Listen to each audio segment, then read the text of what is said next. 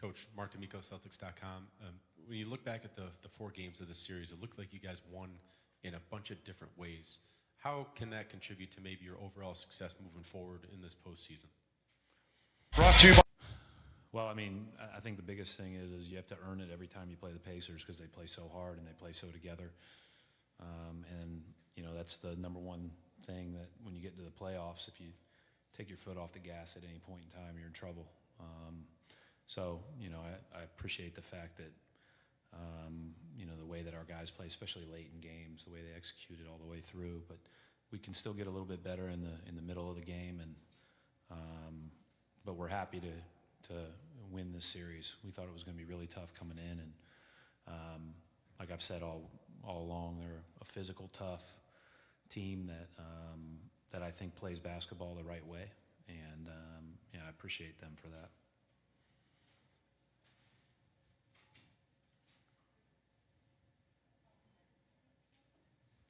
Right, Gary Washer, Boston Globe. Hayward seemed to break out in the fourth quarter. I mean, and the meaning for him to come back here completely healthy in front of his home fans and just play well. I mean, you obviously can share that. I mean, what's that like for him? I mean, it's you know, he can better answer that, but it's been a long process to get back to where he probably feels as good as he does now, and we knew that going in. We said all year, 20, 40, 60, 80, every 20 games he's going to be a little bit better, and he was big at the end of the game tonight for sure. That three-point play kind of pushed the lead out, and then obviously made some shots and made some plays, and you know, did a good job. Coach Kevin Brockway, CNHI. Coach, 7 guys in double figures. How did that balance kind of help you tonight throughout the course of the game? Well, Al and Kyrie had really struggled from the field, and you know, we were down 2 at halftime. I think those guys were, you know, 3 or 14 or something like that combined. So you felt pretty good about our chances going in the second half. We just keep playing the right way, and we got a lot of guys that can make plays and make plays for others. What the best part of the end of the game is that they were locked into Kyrie. They ran and doubled him. They doubled him off picks. They were very focused on him, and he just kept getting rid of it to the next guy, and the next guy had to make the right read and play. The ball whipped around the way it's supposed to, and so that really encouraging. I think we're a hard team to double if you know, if we're really moving it like that. John Corrales, MassLive.com. Terry Rozier had a pretty good series, especially defensively. Yeah, really good. Can you just speak to what it meant to have him step up in the face of not having Marcus Smart? Yeah, and he was really good today.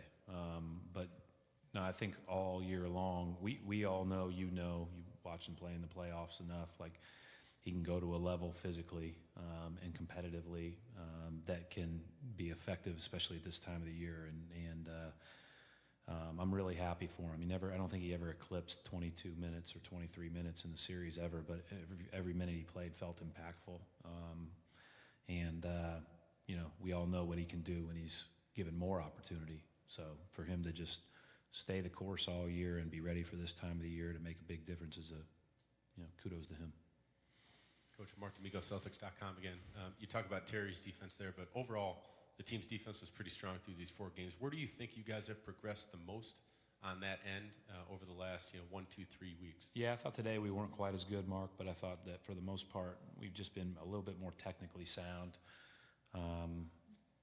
So I think that's the one thing we're clearly playing with there's a lot of meaningfulness on every possession. We're playing the right urgency, all that stuff. Although I didn't think at the start of the second half we were, but most of the 4 games we certainly were.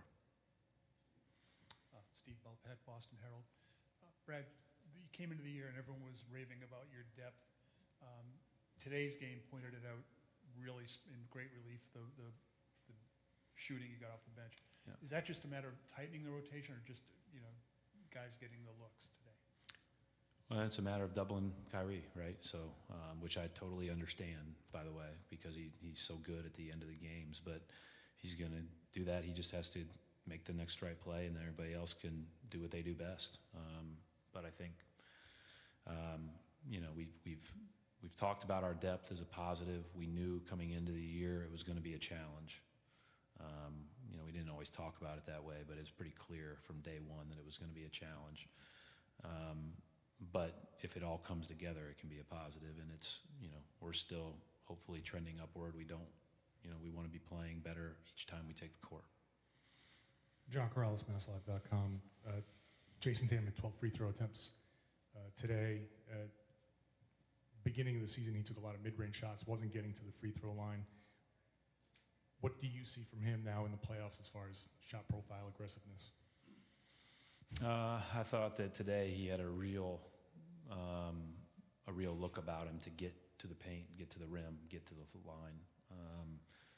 I think that there were other times where, he got guys off of him, and when he gets guys off of him and he goes with great pace into that pull-up, that's a good one. And then there are other times where guys really crowd him, and those are tougher.